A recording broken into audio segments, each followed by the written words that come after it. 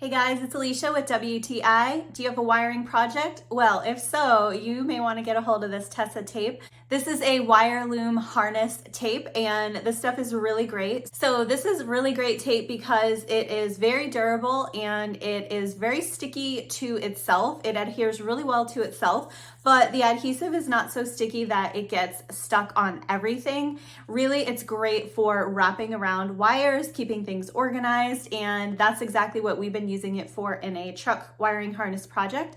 And it can handle high heats and it is abrasion resistant and it just does an awesome job of keeping the wires together and everything protected. So it's also nice because when the engine does get hot or wires are warm, it does not have a sticky residue that leaches out everywhere. So it is awesome. It's a super durable product. It's very well trusted by many people, including us, and we found it to be really helpful in this project.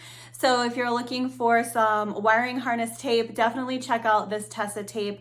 It is a great product, super happy with it, and that's my point of view.